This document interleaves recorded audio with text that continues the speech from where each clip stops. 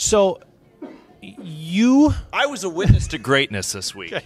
So you saw Izzy's game winner tonight over the Blazers. Listen, when I see a team hold the ball with 45 or more seconds left, my brain automatically goes, I hope they lose.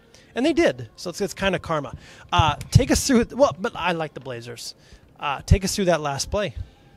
You want me to take it through the last play where they went 40-some seconds? Yeah, sure. The dribbles, the screens. There was a great opportunity with about 23 seconds left for Devin to take Ant to the hoop and go at it, just right at him. Didn't do it and worked its way around. Andre Perry made a good move on Byrne, hit a tough shot, a little up and under. And if I'm Fob, I call a timeout there because I want to settle everything down.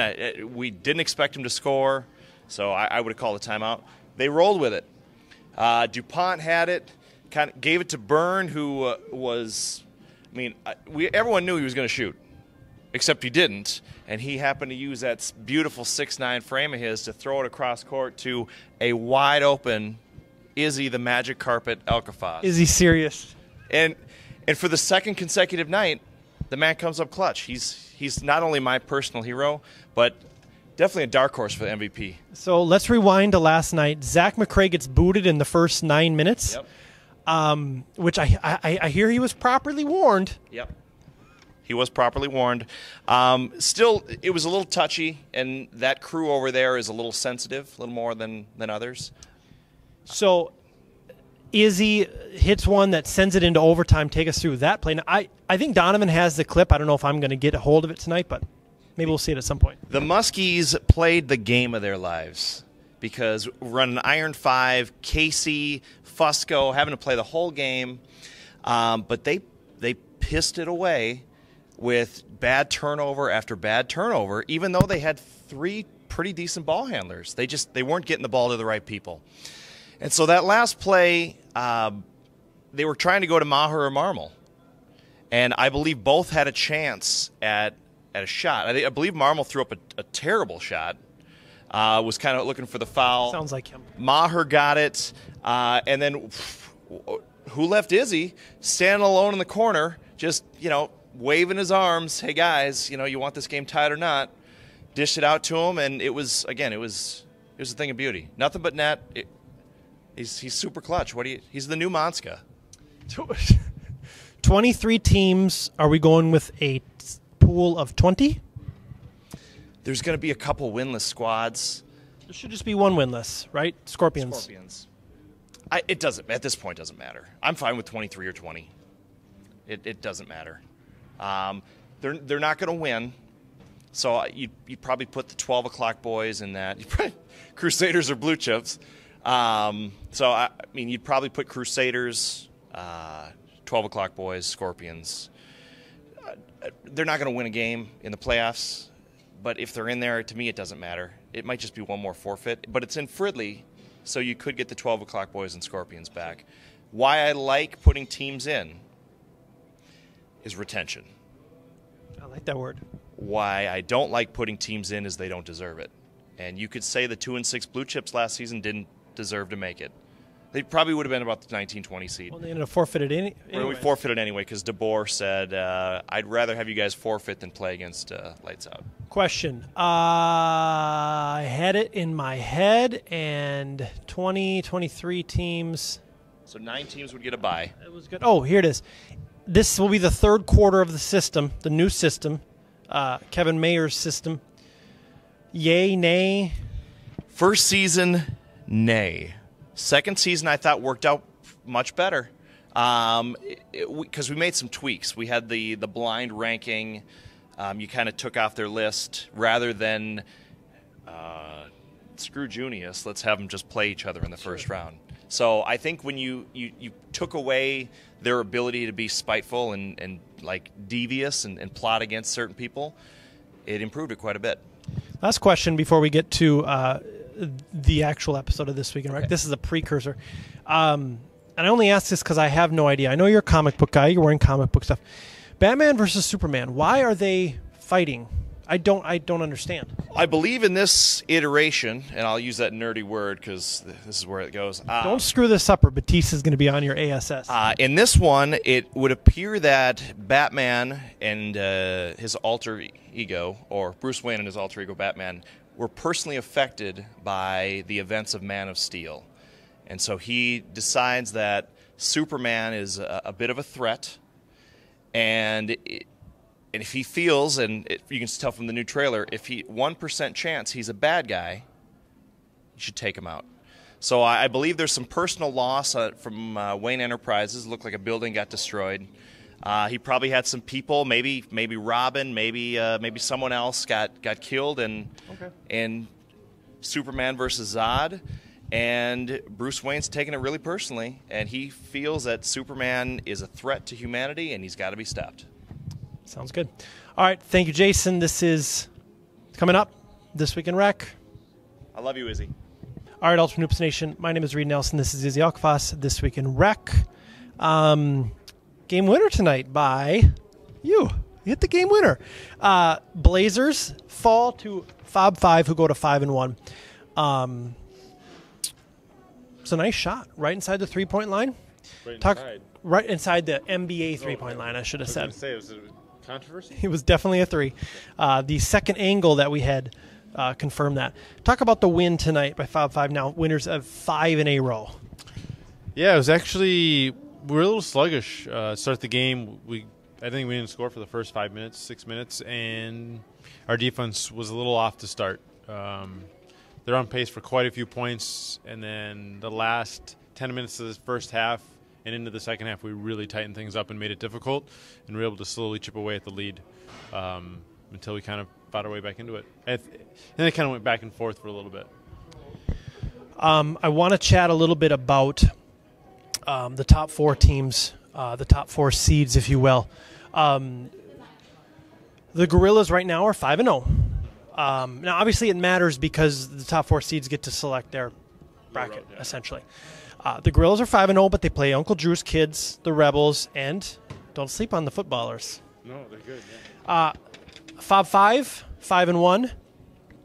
I would put them in the mix right now. They have the best record.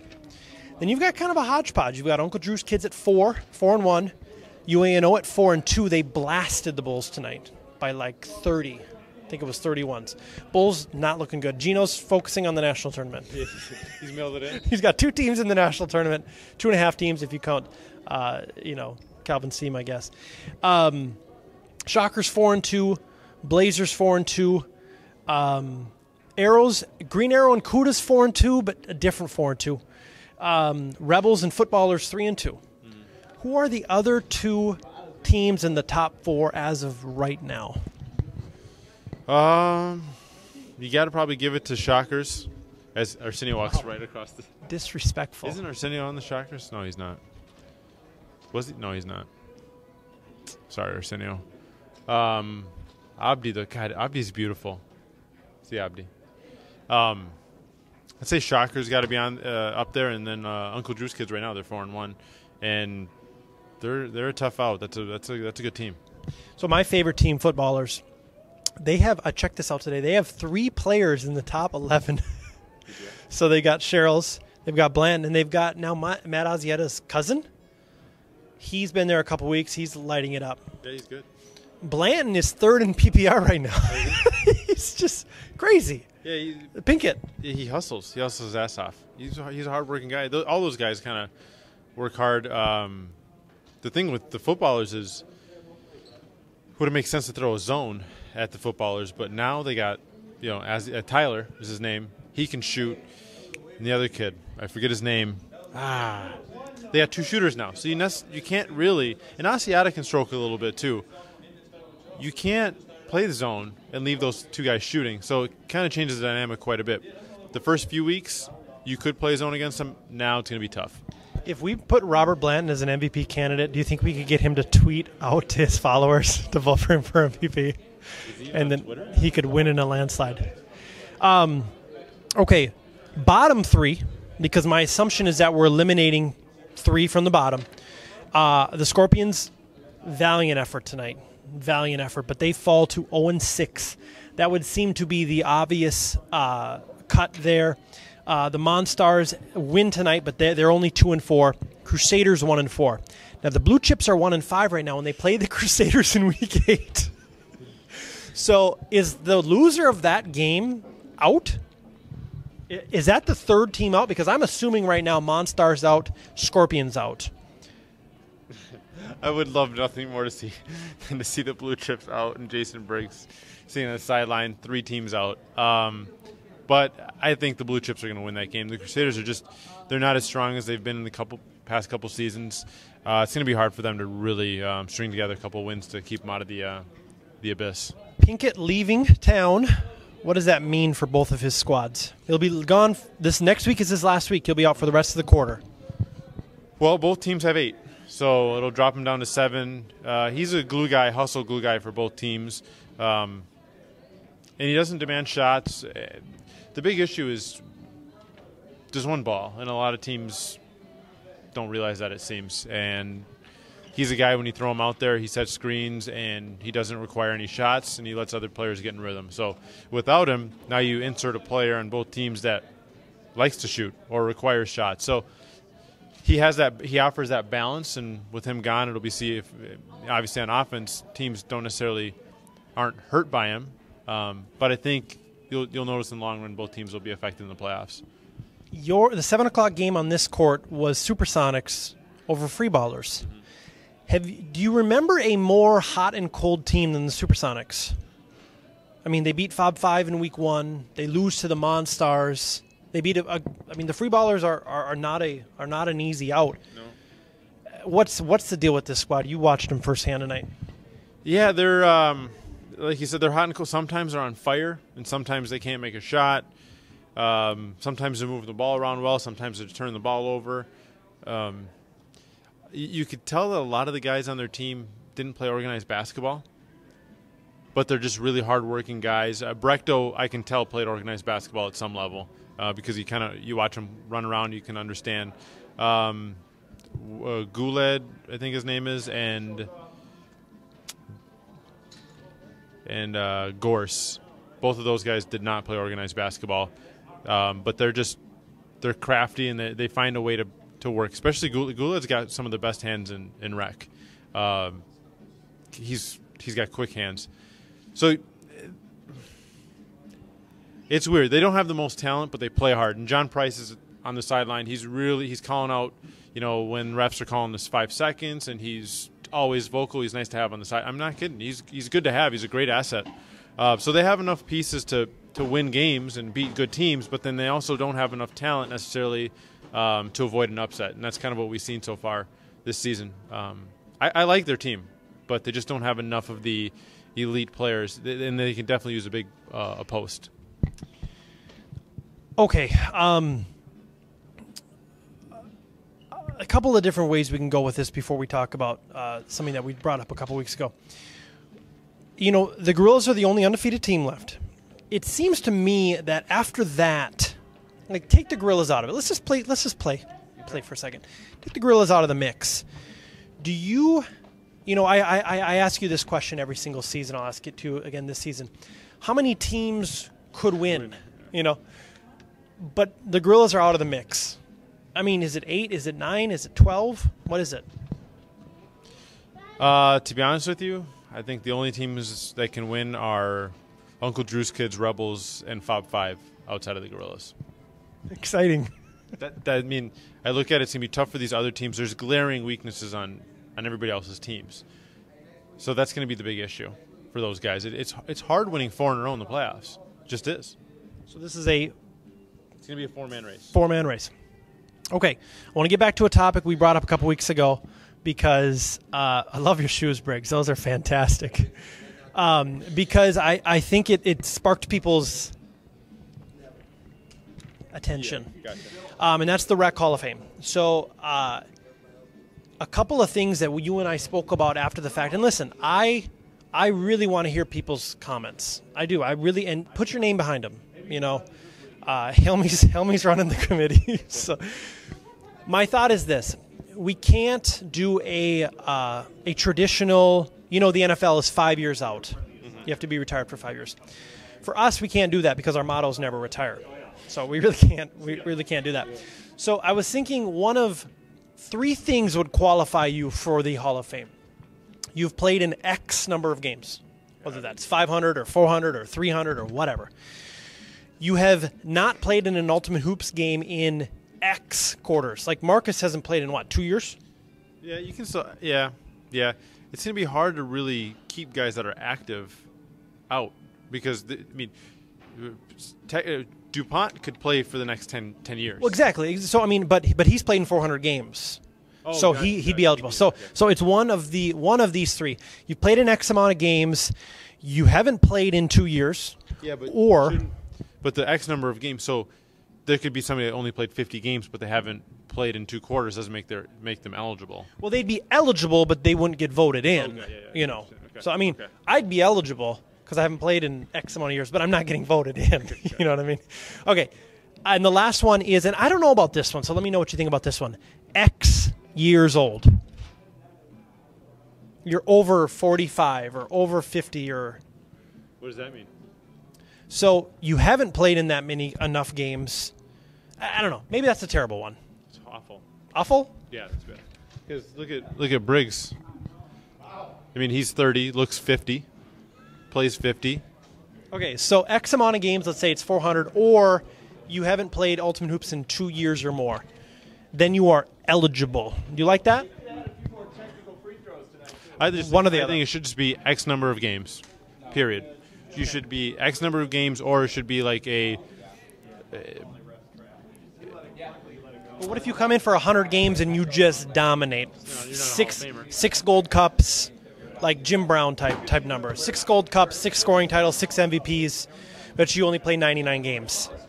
Yeah. I think you're eligible if it's been 2 years. You have to add that caveat because 400 is a lot of games. No. Keep it down, Scorpions. Yeah, they won. No, I'm pretty sure they lost. They were losing by a lot. No, I don't think 100 games is enough. No matter how good you are for 100 games, you shouldn't be eligible for the Hall of Fame. There should be a certain amount of dedication that goes into Ultimate Hoops for them to be eligible. They have to be like top. You got to be like top 30. You have to probably be top 20 in a certain category. Sure. If somebody's only played 100 games, they're not going to be. What if they are though? In average, I'm just saying. What we have to plan for anything. So what if somebody comes in if Jake Gabe retires right now, is he a Hall of Famer? I don't know. No. Okay, so I think you can't just have a minimum number of games. You think I'm wrong? Makes you eligible. The games makes you eligible, or if you're in like a top 20, if you are in top 20 in steals, blocks, assists, a differentiator. You think the first class? Well, we're not going to come to a conclusion on this one. I would appreciate it if people did not use my camera and tripod as a dribbling cone. I would appreciate that. But it's okay. You think that the first class is going to be substantial? I think it's going to be 2 or 3 guys. No, dude. Every time. I don't know every time, but the initial Hall of Fame should have probably 10 to 12 guys, because there's so many guys that are deserving that you can't necessarily say, well, this guy deserves over this guy. They're all there together. They've all qualified. So I think what's going to happen is the first Hall of Fame is going to be a lot of guys, and then it's going to be pretty small after that. You convinced me. See, it's easy now, debating. I disagree with you. Okay, any final thoughts? We are 2 weeks left in Fridley, 3 weeks left in Bloomington.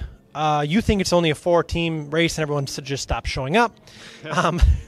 But I still got my money on the footballers. Who do you have? I'd like to ask you. No, who can win? No. Who can win outside of those 4 teams? Who else can win? Anything can happen, right? So definitely not the Blue Chips. Listen, I know the footballers aren't going to win. I know that, okay? But I'm gonna ride that train. Why do you like the footballers? Because it's different. They're all Minnesota Vikings. It's just cool, I don't know. It's just cool. Plus, if we put Blanton on the MVP vote, he'll tweet out to his followers and a bunch of new followers. So it'll be great. If you put me, I'll tweet out. put me on the MVP. I'll tweet out. I'm sure. Briggs, are you going to tweet out if you're on the MVP list? I've been shunned every year.